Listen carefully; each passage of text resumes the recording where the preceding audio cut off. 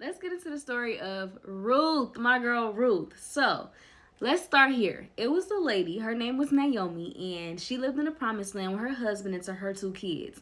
She had two boys, so she had two sons. It was a famine, so they were moving. So they decided to move to a place called Moab. And shortly after they moved to Moab, her husband passed away. So this lady already had to leave her home place because of a famine and moved to a place called Moab, and then her husband had passed away. So in my head, I'm like, this lady is so strong. Like, she's just taking everything and she's still going. She's still going because, she has God. She knows God. She lives in the promised land. So she's just going. You know what I'm saying? Just like, you know how you just go through so much and you just can't stop. You just gonna keep going forward. So she just making a living with her two kids in Moab. But they grew up and they married. So one of her sons married a lady named Ruth, and one of her sons married a lady named Orpah. And shortly, life goes on, and shortly her two sons pass away. So now it's Naomi, Ruth, and Orpah, three widows.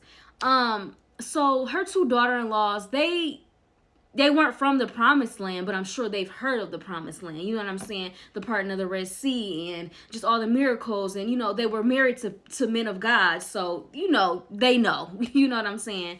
But now it's three widows. And Naomi is just like, you know what? Like, I can't do this anymore. You know what? Like, the famine in my hometown is over with. So I'm going to just move back. Like, I don't have my two sons. I don't have my husband.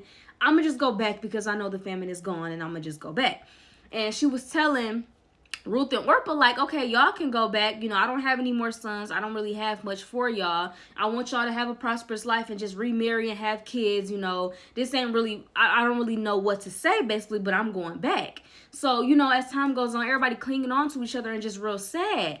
But, Orpah eventually was like, you know what, like, I'm going to go, like, just hugging on Naomi and stuff like that. But Ruth was like, not this one, baby. I done heard of God. I done heard of the Savior. I'm not leaving you, Naomi. Like, mama, I'm with you. I'm sorry. I love my husband. I'm grieving with you, but I crave the God you crave. You know what I'm saying? I done seen your relationship with the Lord, and I want that relationship. So she said, your God will be my God. Your people in the promised land gonna be my people in the promised land. Like, I'm going with you. Like, don't tell me to leave because I'm not leaving. You know what I'm saying? I done see how you walk with Christ. I done seen what you went through, and I crave that too. So we just gonna, we together in this. And I just feel Ruth. Like, come on. Like, can y'all, like, understand this? Like, seek God like Ruth. She craves it. She seeks it. By all means, she going too. She said, let the Lord punish me if I don't do right by him. Like, I'm coming. Like, come on, let's go. So they went on.